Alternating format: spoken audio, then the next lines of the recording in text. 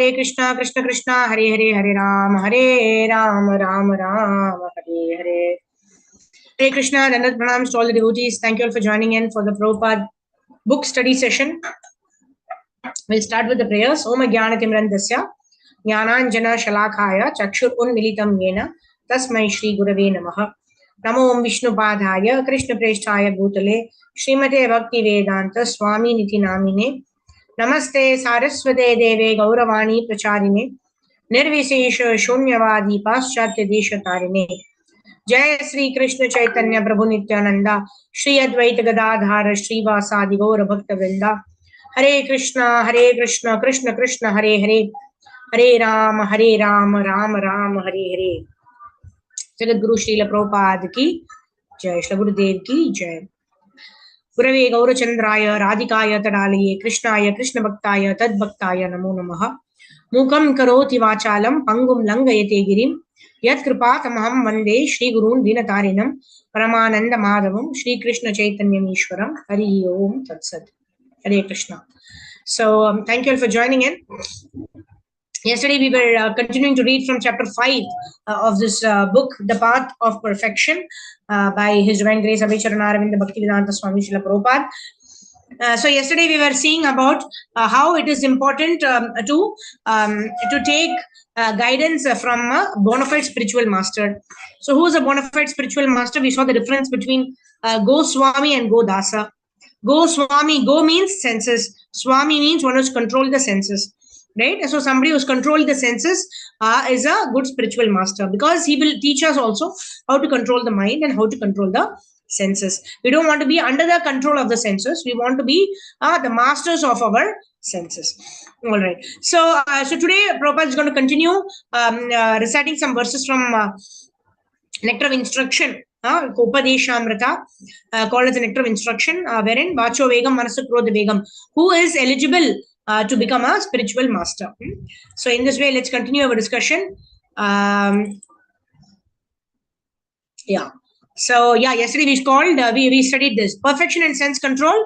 A person who is controlled his senses is called a Goswami, and he can become a spiritual master.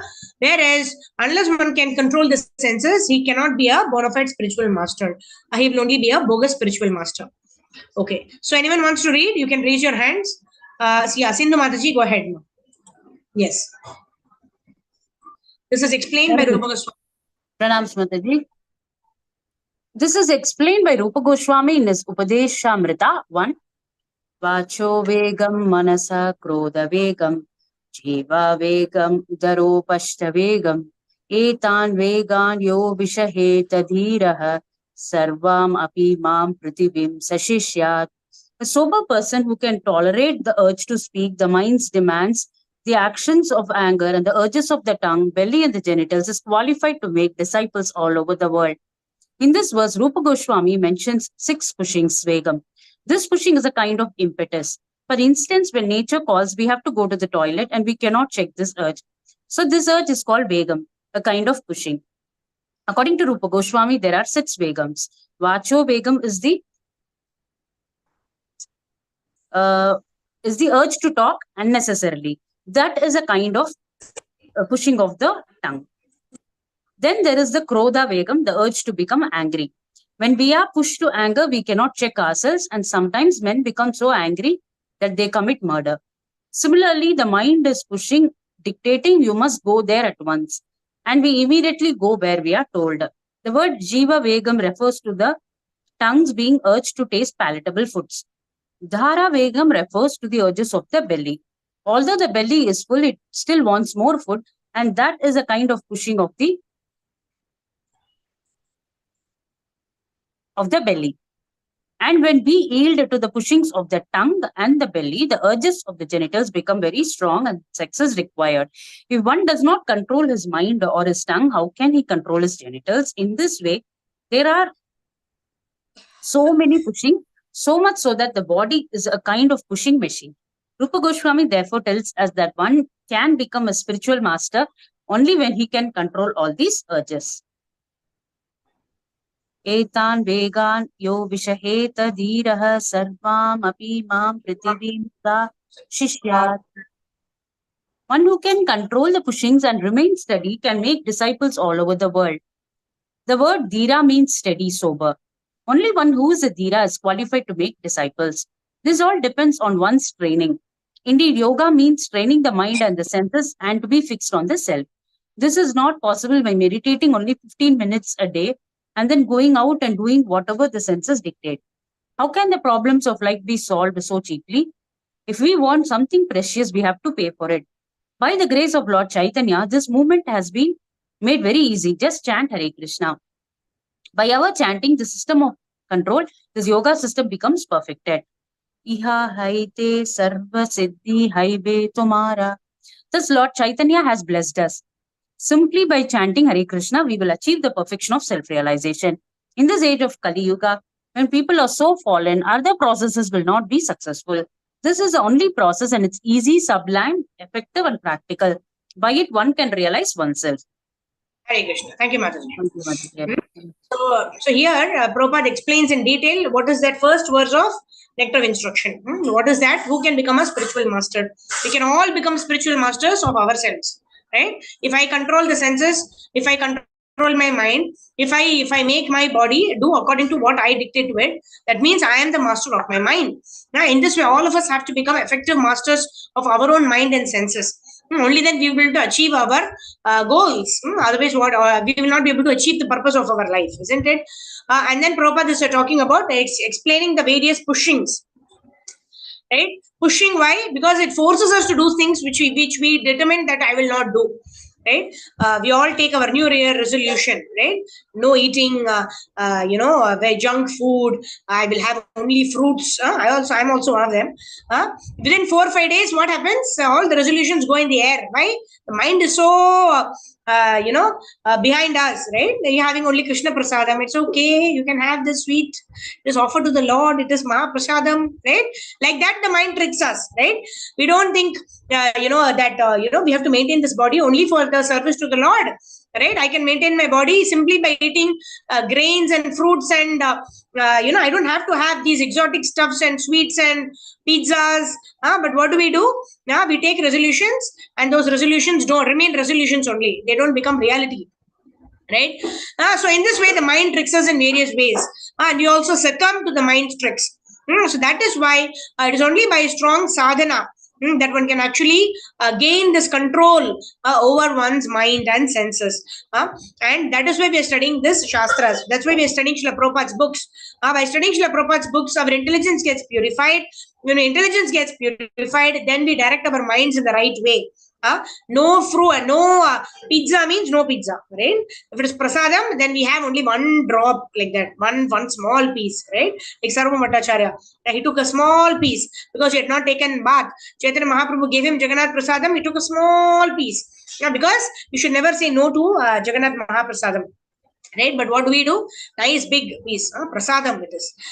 So what are we doing? Right, we are trying to enjoy even devotional service, not understanding that devotional service is meant for the pleasure of the Supreme Lord, and those are the tricks of the mind. That is why it is said here how the tongue, the belly and the genitals are in the same line.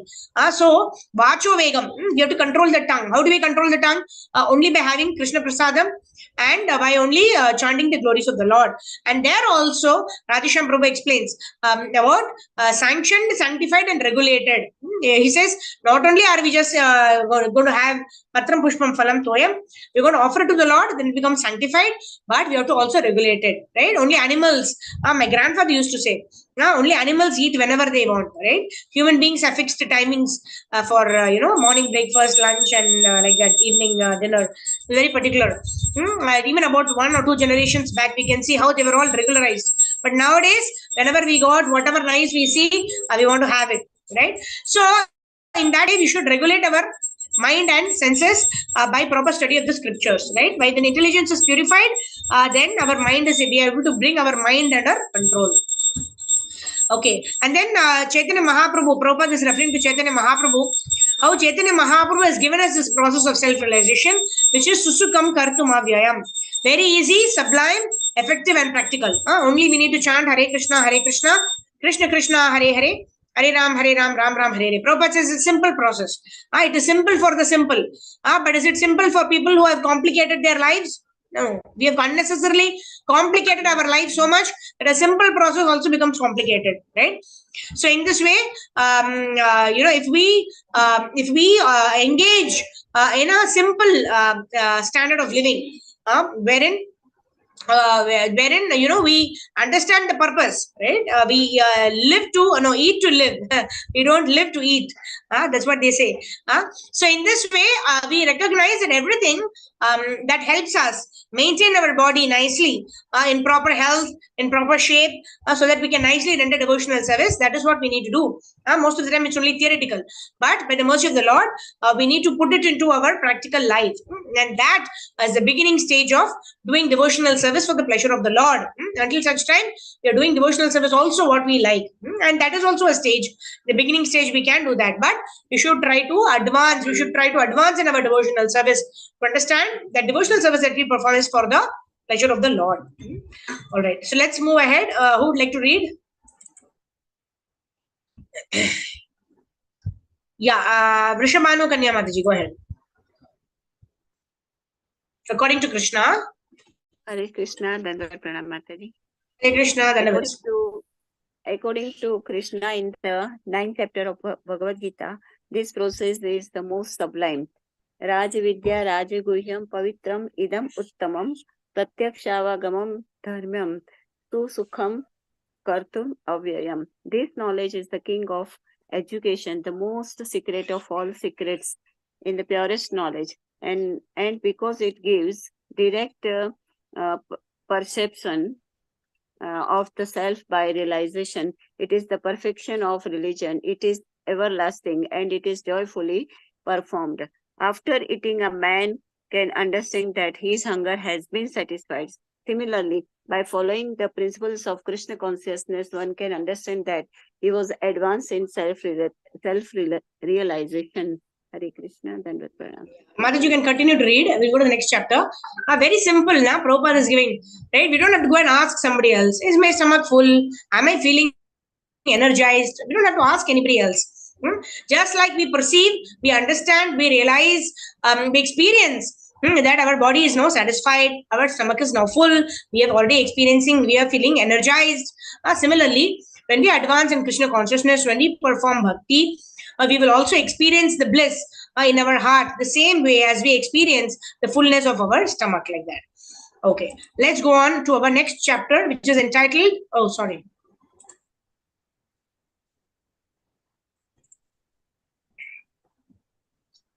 Hare Krishna, Krishna Krishna, Hare Hare, Hare Rama, Rama Rama, Hare Hare. Yeah, correct. So we are moving on to the next chapter, which is chapter number 6, entitled Perception of the Super Soul.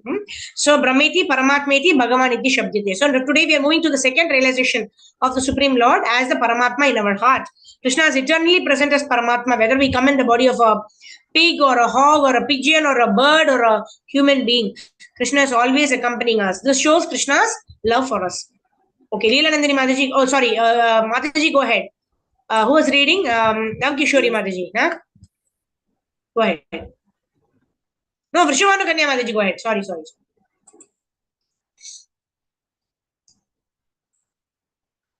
Vrishabhanu Kanya Mataji, can you raise your hand? Then only I can unmute you. Where are you? Yes, Mataji, go ahead. Hare Krishna Mataji, Dandavad. Hare Krishna, yes. Prasanta Manasam. Mataji, I can't read.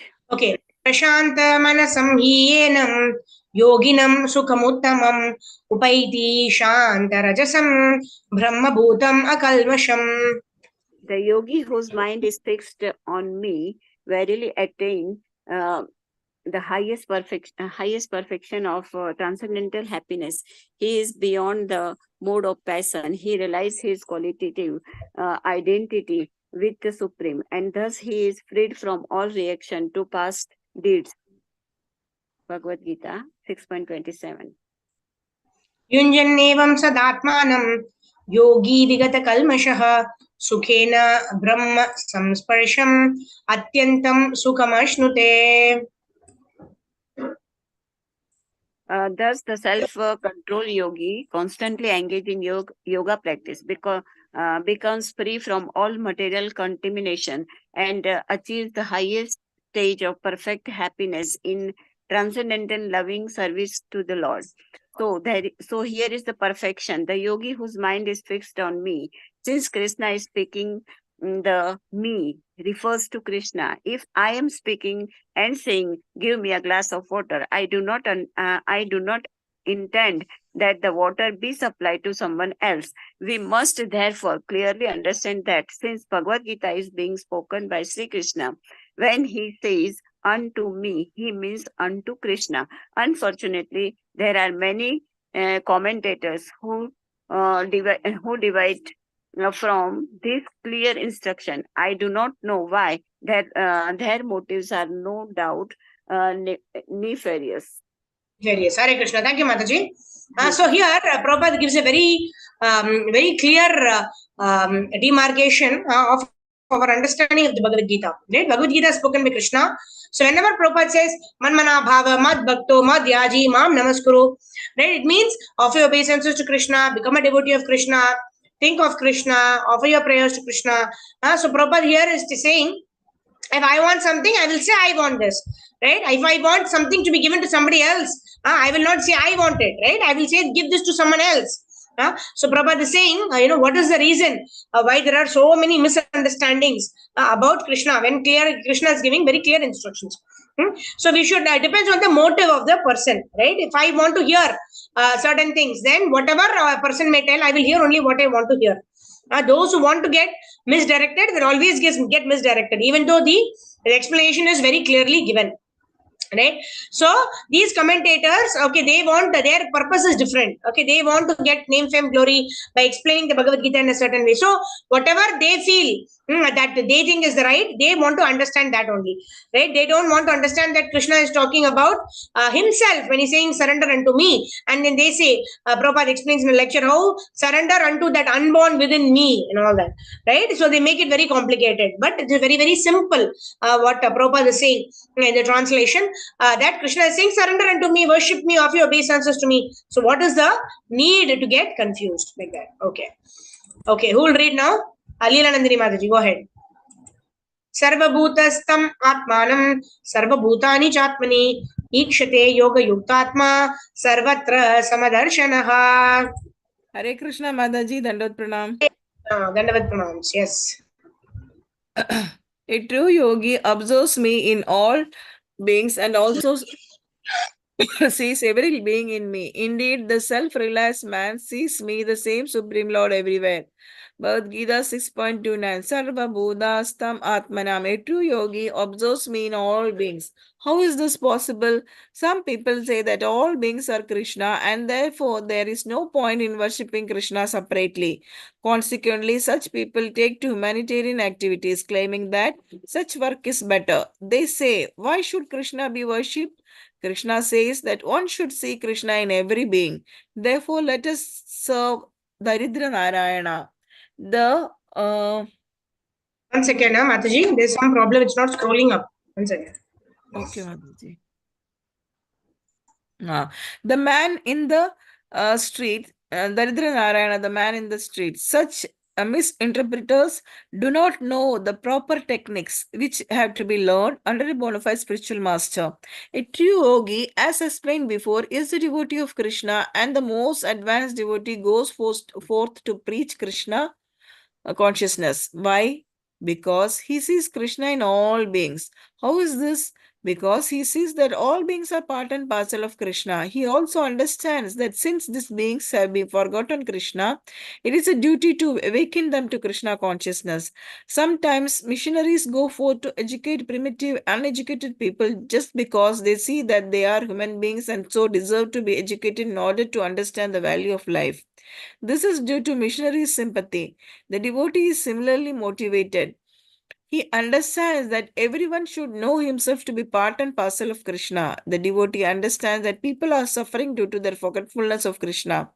Thus, the devotee sees Krishna in everything. He is not under the illusion that everything has become Krishna. Rather, he sees every living being as the son of God. If I say that this boy is the son of Mr. Johnson, do I mean that this boy is Mr. Johnson himself? I may see Mr. Johnson in this boy because this boy in his son. Sorry, this boy is his son. But the distinction remains. If I see every living being as the son of Krishna, I see Krishna in every living being. This should not be difficult to understand. It is neither an association nor a vision but a fact. Hare Krishna. Thank you, Mataji. Thank you, Mataji. Haribol. Thank you, Haribol. Yeah, so very beautiful Prabhupada is explaining, isn't it? So Prabhupada is saying, Krishna tells in Bhagavad Gita so many places, Rasoham Apsukonteya, Prabhashmi Shashi Shuryayo, right? Krishna is a taste of water. So that does not mean that I am drinking Krishna, isn't it? Krishna is there in the spiritual world. However, Krishna is manifesting himself in these material objects that we can perceive Krishna in whatever we can touch, feel, see with our eyes, with our ears, with our nose, like that. So in this way, each of the articles or each of the living entities maintain their own identity. Whereas while we see, the Krishna says, Shabdake Paurusham Rishu, I am the sound of the ether and I am the intelligence of man, right? So when something very astounding happens, like we have this, Lord Rama's deity installation in Ayodhya, right? When something that has been made possible by Narendra Modi and all of those people who are in the respective posts, either as Prime Minister or Home Minister, whatever it may be. So the ability in man to do all these wonderful things, Krishna says, I am that ability, right? Krishna gives the ability by which all these wonderful things are being carried out. Just because somebody does something wonderful, we cannot say that person is Krishna, right? That is, Krishna says, Mama Tejo Amsha Sambhava, right? In 10th chapter, Krishna says, that means all of the wonderful things that you see in this world, to which you are attracted to, know it, Arjuna, they are part of my splendor. So we should not think that anything that is beautiful, that is equal to Krishna. Nothing is equal to Krishna. Nothing is greater than Krishna. That's why Krishna also has his name, Asamordva, Asama Amordva. That means no one is equal to Krishna and nobody is superior to Krishna. Everything that's wonderful is but a spark of Krishna's splendor. Like that. All right. Who will read next? When a devotee sees a cat or a dog, Leela Nandini Mataji read. Moshmi Mataji, go ahead. Hare Krishna Mataji, Dandavat Pranam. Hare Krishna, Dandavats. Yes. When a devotee sees a cat or a dog, he sees Krishna in him. He knows that a cat, for instance, is a living being and that due to his past deed, he has received the body of a cat. This is due to his forgetfulness. The devotee helps the cat by giving it some Krishna prasadam, so that someday the cat will come to Krishna consciousness. This is seeing Krishna in the cat. The devotee does not think, oh, here is Krishna. Let me embrace the cat and serve the cat as God. Such thing is nonsensical. If one sees a tiger, he does not say, oh, here is Krishna. Come on, please eat me. The devotee does not embrace all beings as Krishna, but rather sympathize with everything being because he sees all beings as part and parcel of Krishna. In this way, the true yogi observes me in all beings. This is real vision. Whatever is done in Krishna consciousness, knowing or unknowingly, will have its effect.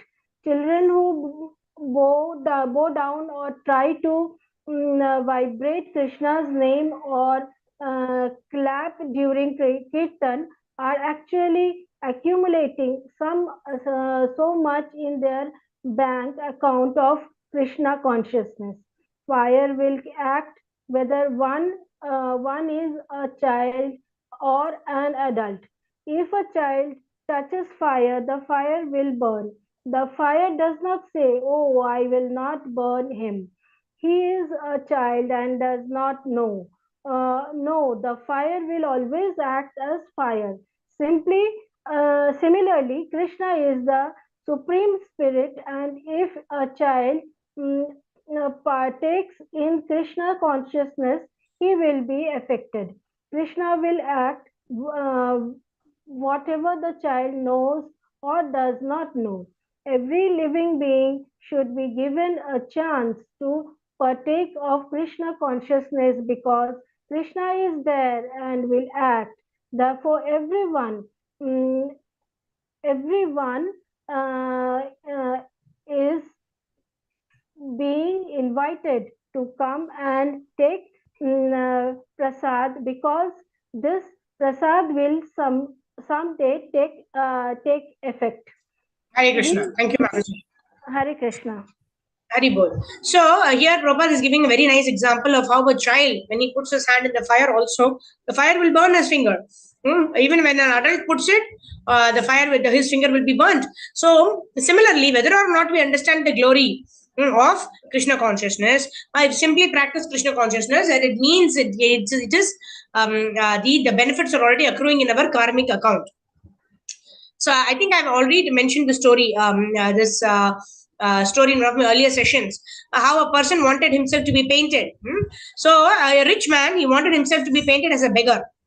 So he goes on the street, and then this artist, he tells him, you have to be in the real environment. Only then the picture will come out nicely.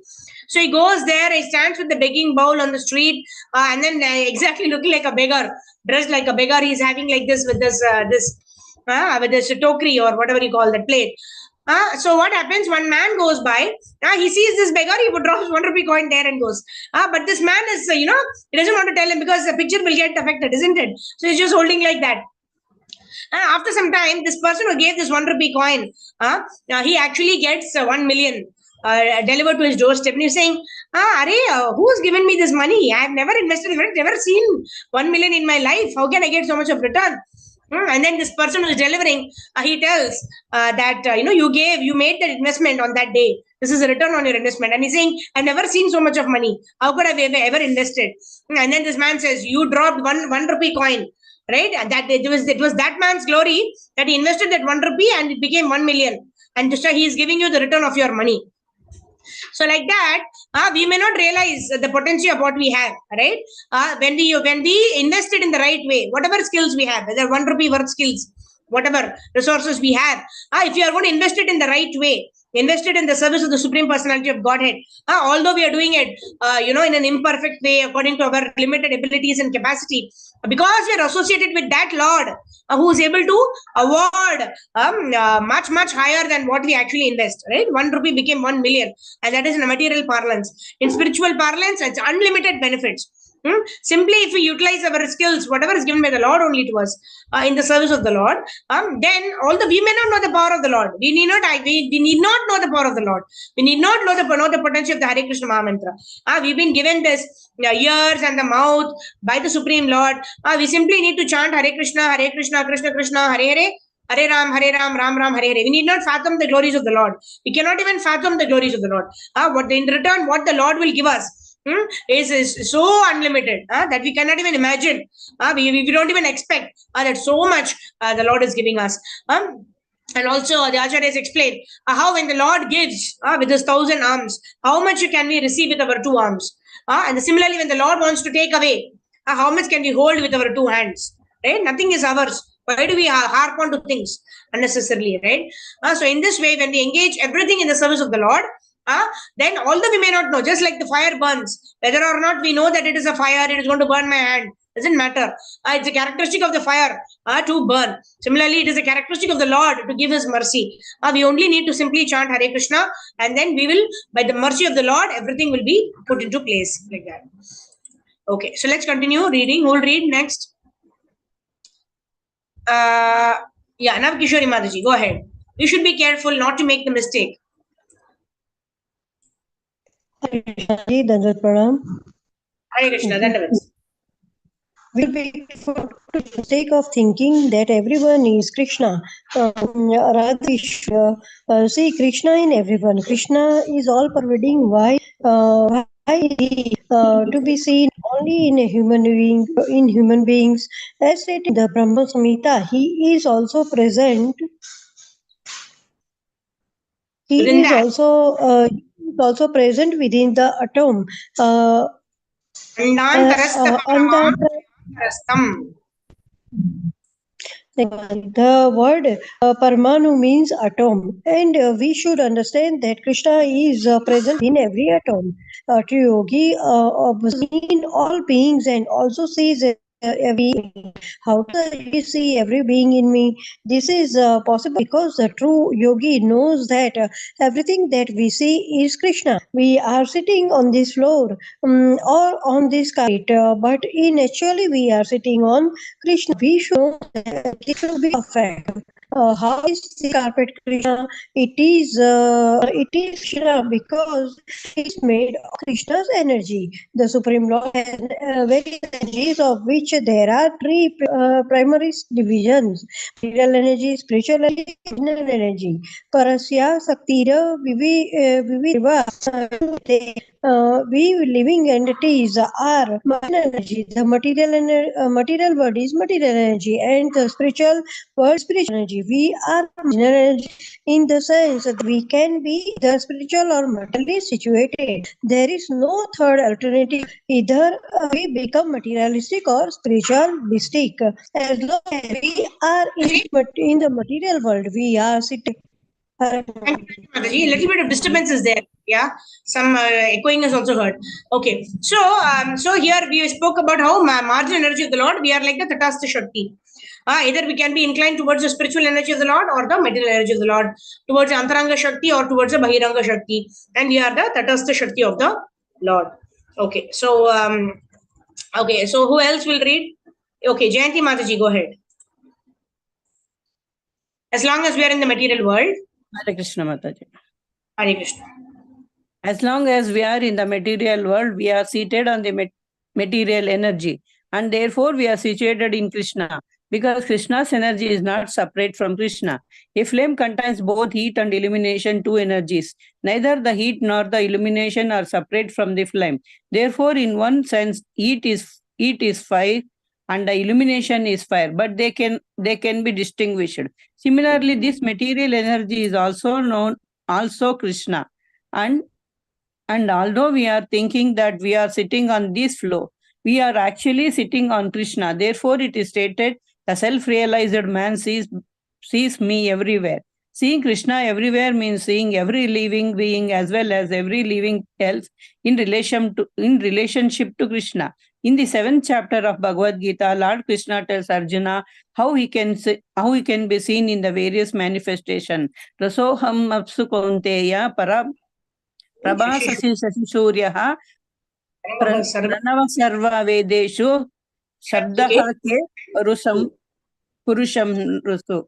O son of Kunti, Arjuna, I am at the taste of water, the light of the sun and the moon, the syllable Om in the Vedic mantras. I am the sound in the ether and ability in man.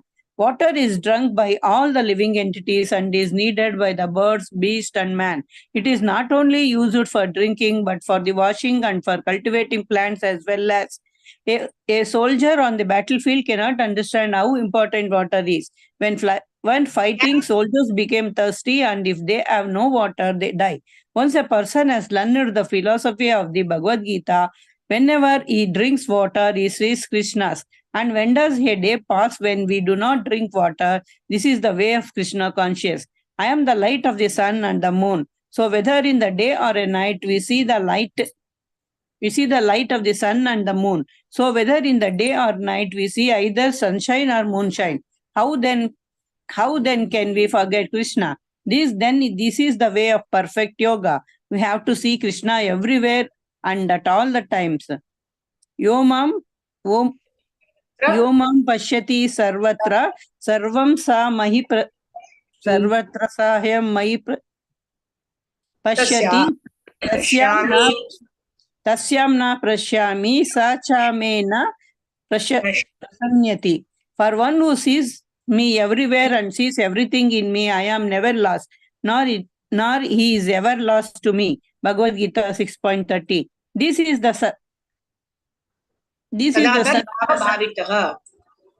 Sadbhava Bhavitaha, always remembering Krishna. If we practice living in this way, we never lose Krishna and are never lost to Krishna. And all the times of death, we are therefore Krishna and are never lost.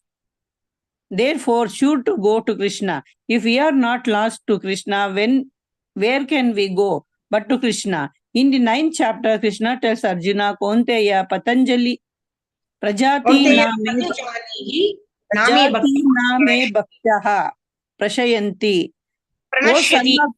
Pranashyati. O son of Kunti, declare it boldly that my devotees never perish.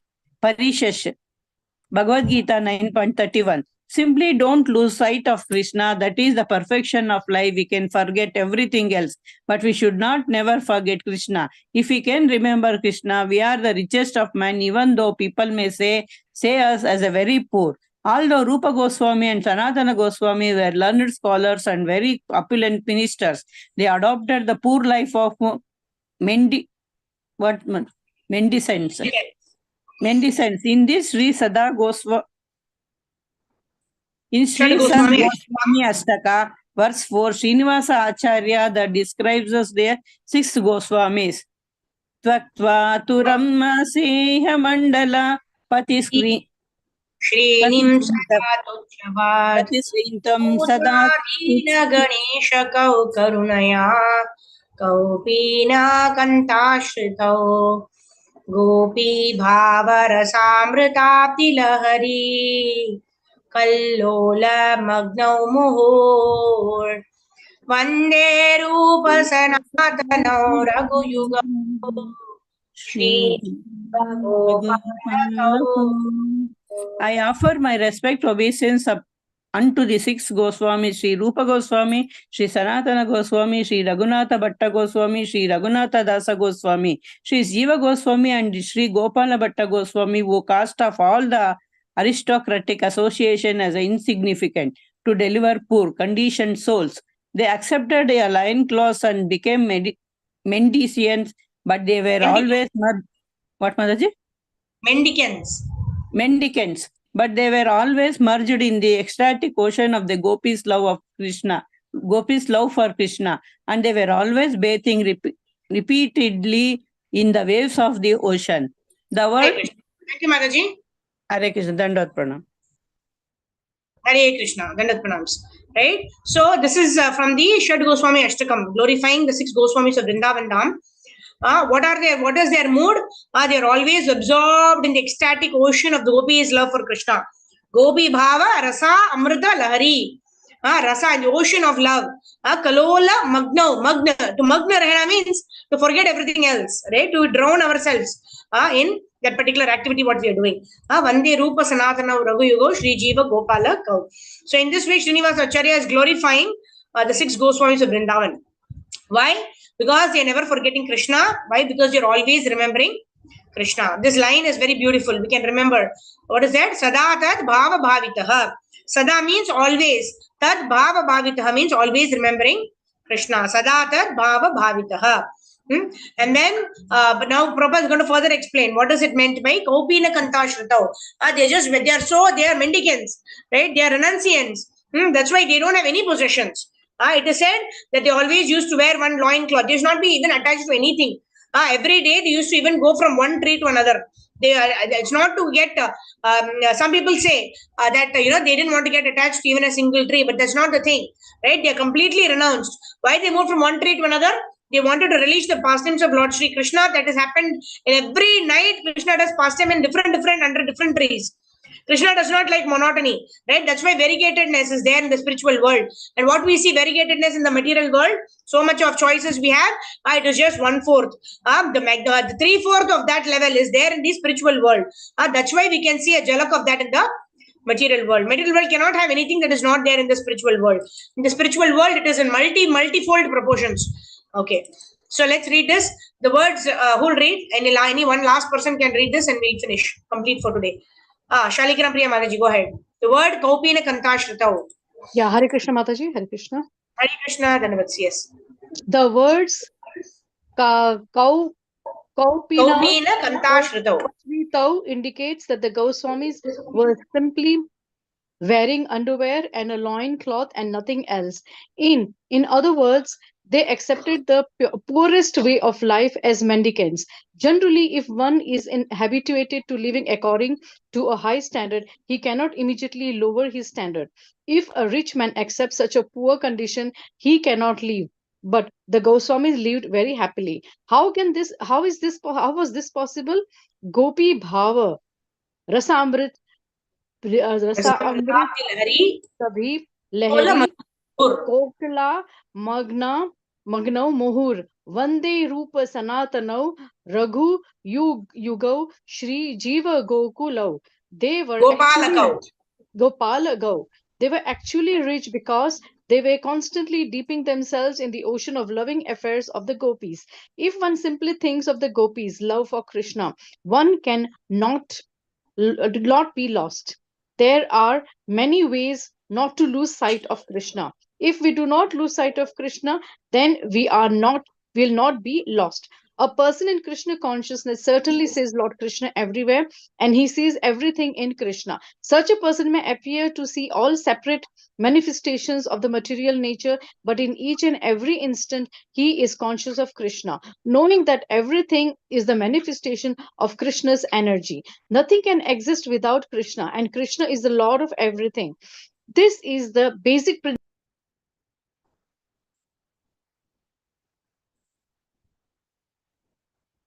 Mataji, you got yourself. Yeah. How does the devotee know that everything is manifestation of Krishna's energy? First of all, a Krishna conscious person is a philosopher. He sees a tree, he thinks, what is this tree? He then sees that the tree has a material body, just as he has a material body, and that the tree is also a living entity. But due to the tree's past misdeeds, he has obtained such an abominable body that he cannot even move. The tree's body is material energy, and the devotees automatically question, whose energy? Krishna's energy. Therefore, the tree is connected to Krishna. Being a living entity, the tree is part and parcel of Krishna. In this way, Krishna conscious person does not see the tree, but sees Krishna present. This is Krishna consciousness. You don't see the tree, you see Krishna. That is the perfection of yoga, and that is also samadhi. Krishna consciousness. Thank you, Mataji. So we'll end here. Stavara Jangame Deke Taramurti. Right? Whatever we see that as the manifestation of the Supreme Personality of Godhead, Lord Sri Krishna. In this way, we see everything in Krishna, and we see Krishna in everything. That does not mean that Krishna has become everything, or in everything we see Krishna means. It doesn't mean that everything has become Krishna. No. So each of us maintain our identity, and Krishna is what is that important verse? Eko bahunam yo vidadati kaman. Nityo nityanam chetanas chetananam. Eko bahunam yo vidadati kaman. That means Krishna is also eternal. I am also eternal, but I am a minuscule eternal amsha of the Lord, and the Lord is eternally unlimited. So in this way, we understand our position as a servant of the Lord, and when we act in this consciousness of being a part and parcel of the Lord, and we see everything where Krishna is the source. Maya mata paradaram na anyat kinchit asti dhananjaya. Krishna is telling Arjuna, right? Mata paradaram anyat, right? I am not separated from these things because I am only created them. At the same time, I am aloof, right? Krishna is saying, don't identify me with the material object, right? Use that as a way to remember me, because I only created that. So in this way, this is Achintya Abheda Bheda Tattva that is given by Chaitanya Mahaprabhu. The Lord is equal to the living entity in quality, but not in quantity.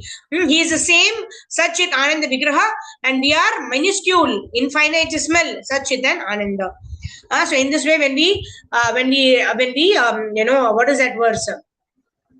Shravanadi Shuddha Chitta Karaya Udaya. That means by chanting Hare Krishna, we reawaken our lost relationship with Krishna. We remember our relationship with Krishna, and then we start serving Lord Shri Krishna. So that is the goal of human form of life.